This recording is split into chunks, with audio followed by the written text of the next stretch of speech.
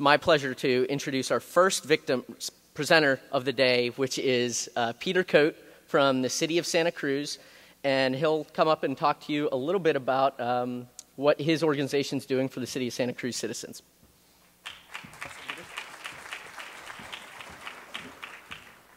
Good morning.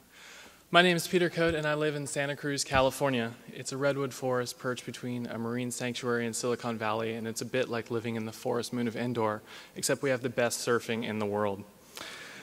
Although it has its drawbacks, politically speaking, our debate is really judged by the outliers on either side of an issue. Well, the majority of our population, the reasonable center, is rendered mute. This year, Santa Cruz was facing a crisis that was far too large for us to deal with that way.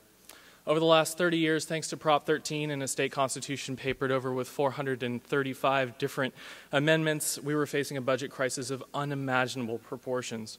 We were, in fact, we are functionally bankrupt, and Santa Cruz has seen its general fund decline by some 15%, while our healthcare costs are soaring, and we're $9.2 million in the hole. Over the last 5 years, the city has gone through 6 different sets of staff reductions. We've reduced our total headcount by 15%, and we were asked in 30 days to cut an equal amount given the state budget crisis in California. Given the size of this conundrum, we had to communicate directly with our public and really change the debate of, resetting the expectations of what we could or couldn't do in this budgetary situation. We also wanted to see where public opinion was and if our public had new ideas of how to confront this, because it was just too big for us to even get our minds around. Now, when talking about public comment in Santa Cruz, a generous telling of the tale would be that we have a rich history of vibrant public discussion.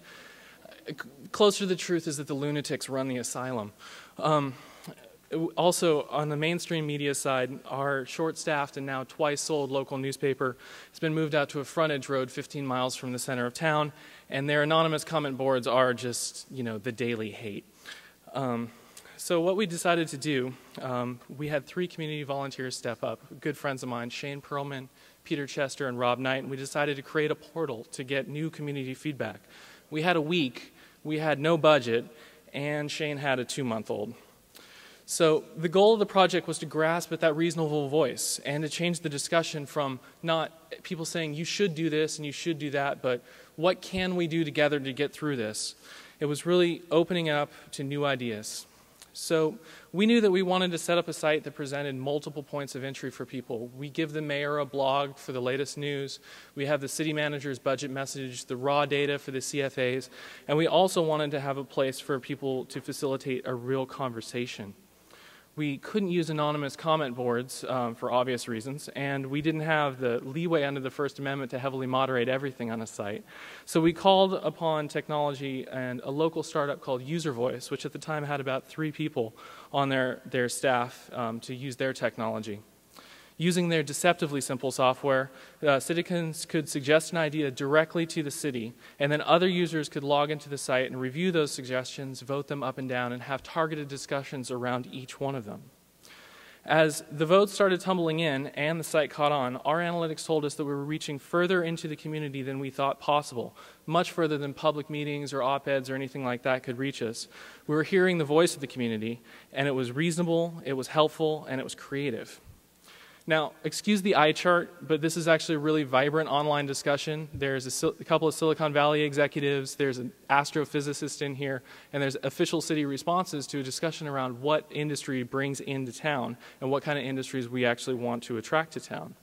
Now, without a doubt, there's still outliers, but here they stay outliers. This guy sees all private businesses in Santa Cruz, only gets 1 vote. You needed at least 60 to get on the main page of the site. After a few days, our mayor started trolling through these responses and ideas and responding to them directly. Most of them were accepted, some were impossible, and others are now under discussion. The public helped expand our debate of what was possible, while expanding our assumptions of what government was capable of doing in this crisis. We were able to get roughly 8% of our community involved in the discussion through the site. We fielded more than 200 suggestions, a couple of thousand individual votes, and more importantly, we have a new way to secure community feedback when we face another crisis, and we'll be using this again. Now, despite the positive nature of this interaction, the crisis was still traumatic for the community. We lost another 48 employees, some 15% again. Those that did keep their jobs will suffer a 10% pay cut, shortening their work week to 36 hours and introducing the concept of Furlough Friday. Regardless of these hits, something about this little site reinvigorated local government. In the end, our greatest success was getting more people involved in the conversation. No longer drowned out by the outliers, a new voice emerged, united to face a continuing crisis. Thank you.